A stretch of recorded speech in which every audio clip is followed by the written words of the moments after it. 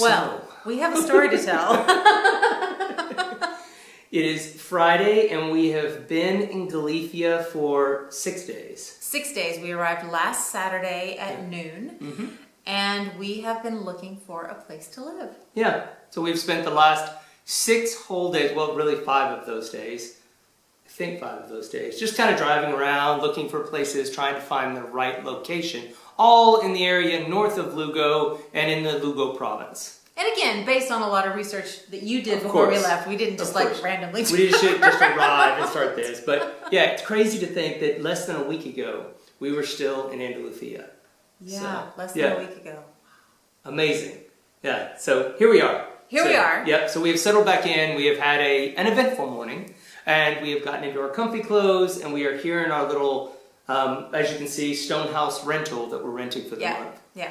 So this morning we got up, and you had the great idea to go visit a vivero, which is a greenhouse plant nursery. Yeah. And so we took the long way to go. Really nice and relaxing. It was very relaxing. A little bit of fog on the ground, and so as soon as we came out of where we're staying, it was almost just this picturesque. I had to make him stop the car to take a picture. It was so beautiful. But anyway, we finally get up to this foggy little vivero, and this big old dog comes out to greet us, and he's just like nuzzling your leg, and you just walk around and see all the things that can grow here. Oh my goodness. Which was mind-blowing after living in the desert for 7 years and also coming from the desert. Yeah. That's where I was born. And so just to see all the things that we can grow, the last time we lived in a place where we could grow all of those things, we didn't have a yard. We didn't have a yard. We lived in a townhouse. Yeah. And so it was just mind-blowing. It was crazy. We could grow limes and avocados and guayas and just a number of things. And then that's just the fruit trees. Right, and there were ornamental trees, beautiful Japanese maples, anyway, it was just incredible to see. It was nice to be able to see it. All of those things that we can grow. And it's only 20 minutes from where we are. Yeah. So we're on our way to see this other place for the second time. And it was a house that we had liked the first time, wanted to go back, had a bunch of questions lined out, and wanted to go back and do that. So we decided we would just go see where we might be able to buy plants in the area, which we thought would be one of us thought would be a really important thing to Which was a great idea for this morning. So we did that. We left. We got to the house just right at 11 when we were supposed to meet with the real estate agent and with the owner. Who was coming back today. Because of course you tend to go through the house with the owners here in Spain, and that's a very common thing. We know it's not common in other places that we've lived, but that is common here. But we had met him before on Wednesday, nice guy. Bernardo is his name. And so we were waiting for them to come, and we had again, like you said, our list of questions. We were going to take a few additional pictures of the orchard area and things like that. But it was nice because having that extra 20 or 30 minutes or whatever it was great, because we walked all around the orchard. We got to see the number of trees that are there. I counted at least 4 different kinds of apples. Yep. There were some cherry trees. There's a fig tree. A massive fig tree. I saw raspberries. A variety of things Nisperos, which I think are persimmons.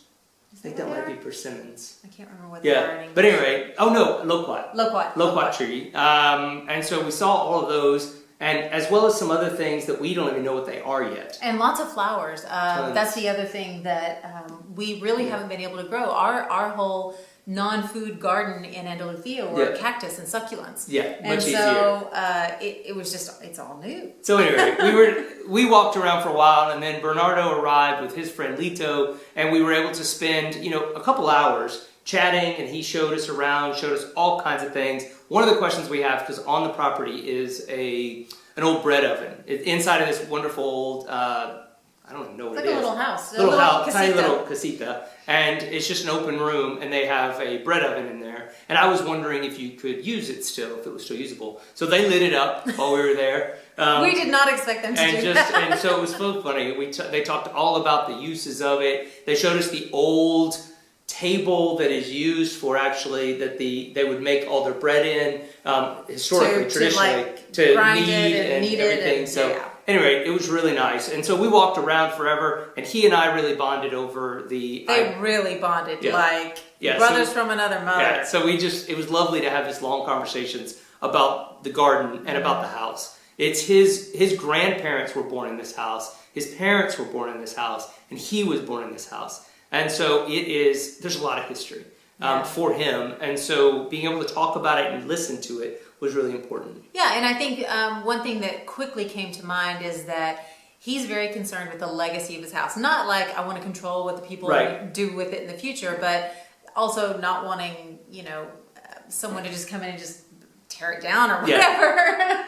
Yeah. But so we were able to go through and listen to it and talk to him, ask questions about the story. Yeah. And he's leaving a lot of things behind, a lot of furnishings that were his grandparents and his parents. And so he doesn't have any children. He doesn't have any children, which is kind of an unusual thing here in Spain. So this is sort of the end of the line, and I think it's a bittersweet moment for him. It is. I agree with you completely. So anyway, we walked around. He showed me a lot of things to do. Showed me on the property. Showed me how to trim certain trees. Showed me the different watering systems, because it is a well system, 3 wells on the property. So anyway, we did all that, and then we went inside once it started raining and kind of started having a discussion. And I was discussing with the real estate agent. We were just discussing the price and what the issues were. And he happened to wander into the room at that time. And she turned to him and talked. And so I just started talking to him and just having the conversation. And of course, everything's in Spanish. No one speaks any English at all. So we're just having that. We just started diving into the conversation. And I said, look, what's your lowest price? And he told me what he was looking for. And I said, what's most important to you? And he told us the story about someone else coming and seeing the house. And it was a guy from the area, came in to see the house, and he said that he was going to gut it. He wanted to just tear everything out and start over, because he said he wanted to build this big old mansion on the property and everything else. And they offered more than we were willing to pay. A lot more, actually. And they refused to sell it to him, because he said, I want this to be taken care of, and you guys seem like you're going to take care of it. And I said, well, that's all that matters to us, is that you're happy. I said, are you happy with this price? He said, yes. And I said, well, then it's a done deal. And I just stuck out my hand and shook his hand. And the real estate agent was just agape looking at us like, what is going on here? Well, and his friend Lito looked at him and he said, that's very Gallegan. I mean, in Spanish. In Spanish. But that's how we closed the deal, is we just shook hands and then hugged, and that was it. And no, that wasn't it. That wasn't it. Because Genoveva, the real estate agent, said, Bernardo, where's the wine? Yeah. And so he goes back into the kitchen and brings out a bottle of wine, and we went and got the fancy glasses from the armoire, put them all on the table. You're right. Everybody poured wine, and just as we were about to toast, Lito mentioned that it was his birthday. So it all turned out It was great. So we had a picture with everybody together, and it feels right. It does. Yeah. It feels really good. I feel like he can let go of the house to people who are going to take care of it. We got a house we wanted at a fair price. Yeah. It was nice to see his friend Lito was with him to sort of take care of him along the way and make sure that his friend was treated all right. And I think that was a really nice thing to do. And the real estate agent was amazing. She was there just enough and stepped back just enough. Loved it. Yeah. It was one of those experiences that when you move to another country, you dream about having these types of moments where you connect with local people in their language, mostly in their language, because obviously we were speaking Spanish, and probably most of them speak Gallegan at home. Yeah, I'm sure they do. But it was quite lovely to have that, and it just felt good. So at the end, we were all hugging and looking forward to going back. His friend Lito offered to give us our first sheep. So we're going to go visit his farm in a couple weeks, or next week. Next week. Because we're talking about closing. We're doing the signing. Yeah, we're thinking of doing the signing in Ferrol, which is where all of them are, which is about an hour from here on the coast. But going there and then going by Lito's place and seeing his animals and things. And getting a tour of his place. So anyway, we have bought a house. We bought a house. In Galicia. And we may have made a few friends. I don't know. Yeah. We'll see. Yeah. These are experiences that you dream about, and I'm so excited to have done it with you. And I am excited to have done it with you. And I have to say, I almost would have paid any price to see the expression on your face today. I could just tell you were so in your element, and it was such a joy to watch. It was just, it made my heart full. I mean, I love the house, and I'm glad we're getting the house. But my goodness, when we left, I didn't even know how much you had offered. I just knew that you had done the handshake because I was just so enamored of everything that was happening. And I thought, I hope he said the price that we agreed on. Yes, I hope I did too. I hope you did. We'll find out next week. So anyway, yeah, we are soon to be homeowners of a stone house with 2.5 hectares of land filled with all kinds of fruit and ornamental trees, and our chickens and sheep and alpaca and pygmy goats are all waiting to join us. On the way, hopefully in a year or so. A year or so. We're going to get rid of some corn first. So anyway, that's the first update. That's what's happened today. We have a house. Hasta luego.